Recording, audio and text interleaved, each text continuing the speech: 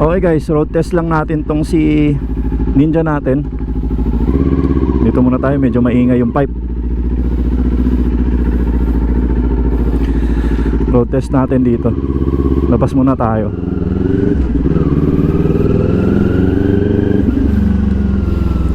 Hindi ko na masyado napainit. Maingay eh.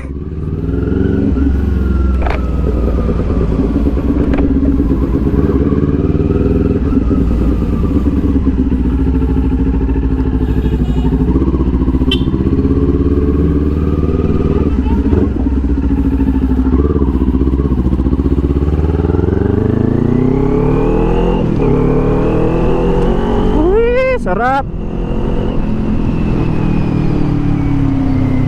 Sarap ng sipol ah. Naku, baka ulanin pa tayo. O yan guys, na-install na natin tong Leovins natin na LV10. Slip on lang to guys, slip on. Hindi to full system. Pero ang lakas na rin, ganda ng tunog. Hindi naman siya ganun ka, sobrang ingay. Pero maano siya, mabasi. Mabasi yung tunog niya.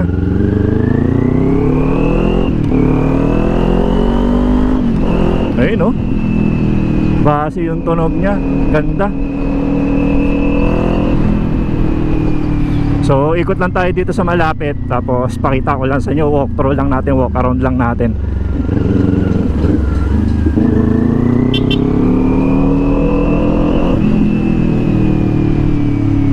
So at least yan, napapansin na tayo ng mga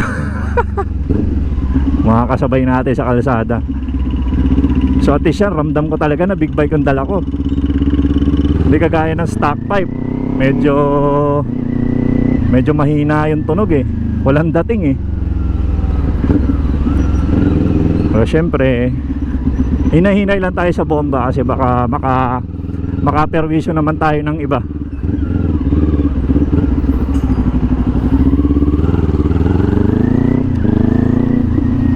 So sakto lang, saktong bomba lang. Alam mo yung pagka naka-idle siya, sakto lang yung tunog niya eh. Hindi siya yung asin talagang mayayanig ka eh. Pero pagka nasa mid to high rev ka, doon lumalabas yung power, doon lumalabas yung ingay eh.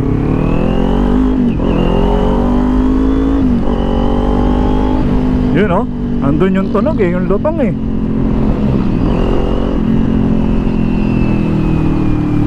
Hindi na natin na-break-in to.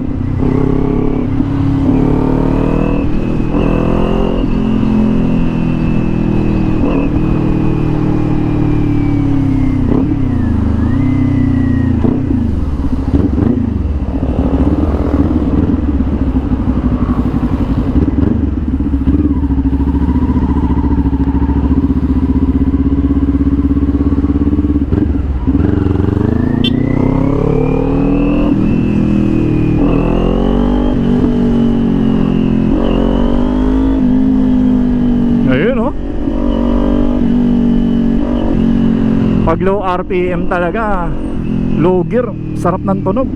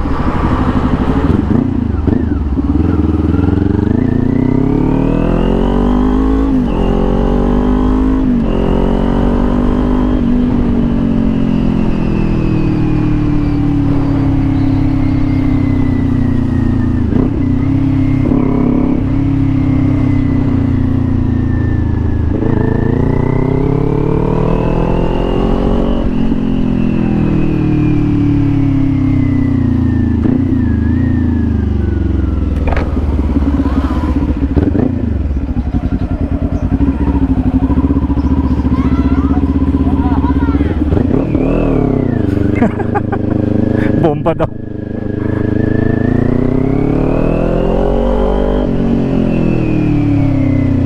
Bomba daw guys. Ayan na, pwede na tayong bumomba. Pero wag dito sa tapat ng school. Maingay.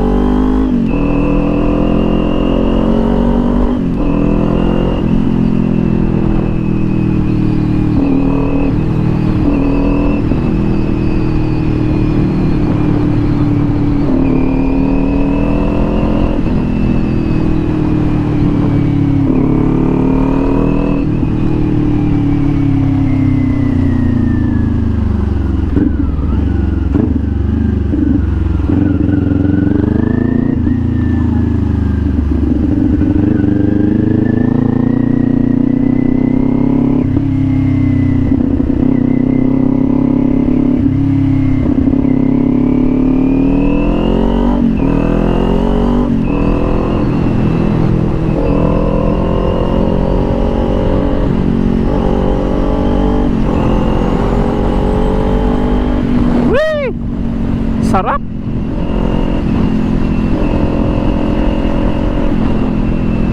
Nakakalimutan ko, naka-break in pa ako ah.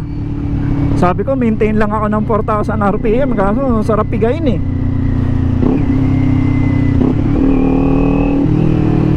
You know, ganda ng rev.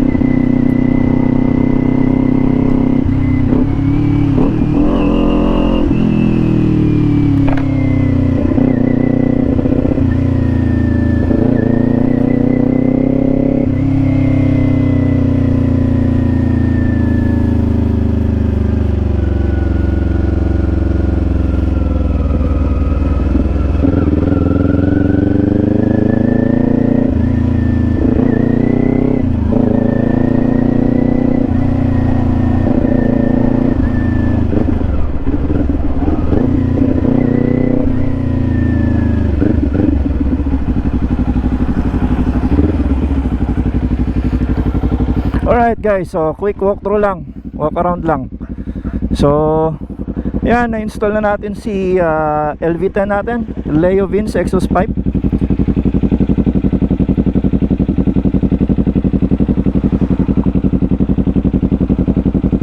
So wala naman sigurong tagas or kung ano. Yan, wala namang tagas na hangin kung saan dito sa link pipe tsaka sa pipe natin. So yan, yan na yung pinaka-exhaust natin ngayon. And yan, ang ganda niya oh. Kaya sa susunod na vlog, yan na yung mga magagamit nating ano, pipe. So okay, uwi na muna ako. And thank you for watching. See you sa next vlog natin.